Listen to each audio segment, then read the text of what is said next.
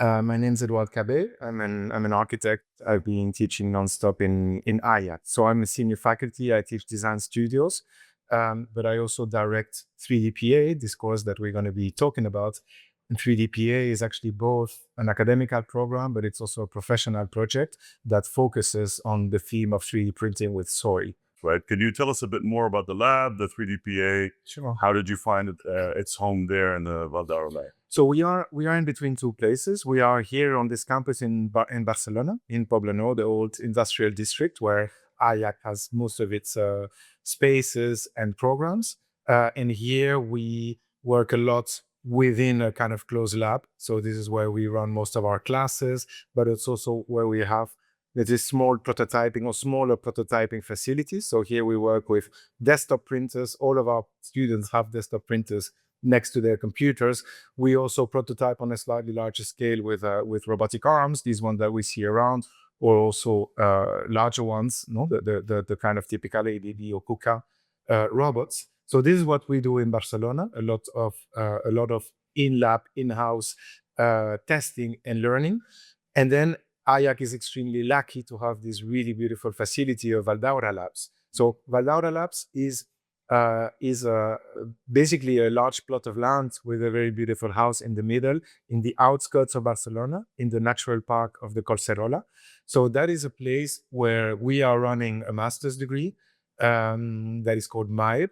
And over the years, we have been working on projects that relate to nature. No, so there's a lot of things in IaaC that relate to nature. We work a lot with biology. We work a lot with different types of biomaterials. But when we go to Valldaura, this is where we do projects that are very closely related to nature. You are in this heritage house where the school takes place, and the students come and they can stay there and live in this environment, but also work in it. You're using the soil from the surrounding ground to build, and you're using the environment around you as inspiration to design and build these structures. Right. Can you tell us a bit more about your research method? How did you get into Earth 3D printing, and how was the collaboration with WASP started? And where would you like to see yourself go with this? The origin of it is a little bit, we had printers and we were printing with different materials, and earth was a great material because we would print something and then we would let it dry, and then whenever it was fully explored, we would destroy the print and then print again. No, so we were using recyclability for the most practical reason. It was not a theoretical notion, the one of recycling. So we started like that by saying, okay, what material can we reuse easily? So that's how we started with earth. And over the years, of course, this has been growing on us. Immediately we started to understand that there was a possibility to go to a larger scale. We started to see the incredible openness of earth architectural heritage and how much this can be coupled with this new technology. We have been talking to us for a very long time. So because, they were doing this and they're very good with their printers, and they're also a company with a really beautiful attitude, towards you. They want to save the world. There's not so many small companies that really put this as a message. So we felt aligned with them from the very beginning. And after, a couple of years of speaking, we decided to intensify the relationship and to work with their equipment. So we have now a very nice collaboration. WASP we have a collaboration that enables us to have a crane here, which is what we have in Valldaura. So in the middle of nature, in the middle of the forest, we have suddenly this robot. And that is something, since kind of we intensified our relationship with them, with their equipment, we are able to develop prototypes that are continuous printing. So in other words, bring the equipment there, make a hole in the ground, filter the material, sieve it, and then immediately print the building, which is what TOVA and the future steps are. TOVA was kind of like a pilot project for you to test how would this environment work for people. And it was really pleasant when we walked in and visited the site that, immediately you felt that the temperature dropped, that the humidity level dropped, and that it's a really nice environment there without the use of air conditioning. The synergy between the research, the teaching, and your practice. How is that working? To me, there was an important moment when we first went to WASP and worked with their equipment, because we had been working for 4 years. We had done a prototype that was 5 meters high, that was composed of prefab elements. And then after 4 years of research, we went to WASP in this collaboration and we first printed with their crane. And when we printed with their crane there, we did a project that maybe you have seen online, which is this straight wall with a series of wooden steps on it, no, that plug into the geometry. And that is something that we printed in 4 or 5 days with our team of students. And when we completed that wall, or when we were in process of doing it, for me, there was a click in my head thinking, okay, we are there. This is possible. Yeah. We are no longer in a lab. We are not longer thinking that maybe this would be possible in the future. For me, suddenly it was, okay, we can start to think as architects about how this can create buildings. No? What do you see are the challenges in 3D printing as an industry in general? And what are the opportunities?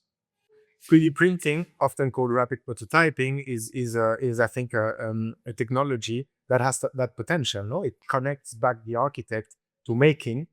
Then, of course, 3D printing is a digital technology, right? So that projects it in the future. It projects it into a reality where there are different tools that were not necessarily present before, computational tools in order to design, but also tools in order to analyze, in order to quantify, in order to simulate.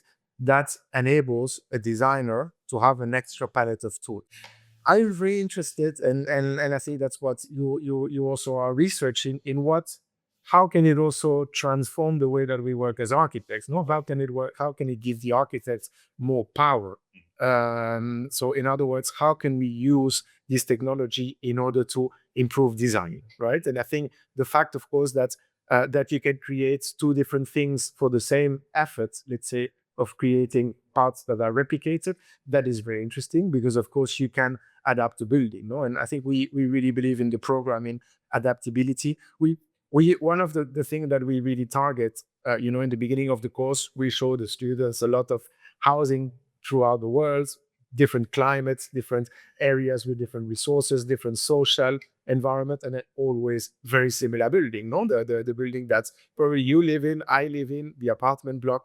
And so we like to think that every context, no? Again, whether it's social, whether it's resource, or whether it's climatic, it needs an architecture of its own, no? Also, potentially every person would need an architecture of its own. And I think that tool can for sure provide that. I don't think it's easy. I think it requires a lot of research, a lot of testing, a lot of prototyping, a lot of projects to be able to show how can this make sense. I think it's anything but obvious. I think it's very difficult, but I think that 3D printing has that possibility to create an architecture that is much more adapted and that breaks a little bit this kind of very contemporary format of standardization, or maybe even over standardization. That means that we need to do the same everywhere for economical reasons. So I think there is a crack where 3D printing can bring, or maybe can produce a shift. Tell us a bit more about the project that you're most interested about right now that addresses some of these issues, or where you are investigating some of these issues. Currently, we are working with an Australian architecture studio, Hassel, for a project in Tanzania. So for us, it brought a very nice challenge, because when we 3D print with earth, we need thickness. We cannot go to something thin. The material is too soft, it collapses. So we have been working on this question, and this is what we are doing with our students this year, working on this theme, which is to say, how can we make a thick wall that can sweat and that can be as porous as possible? So we are now doing walls that have 30%, 40% opening to be able to let the air in.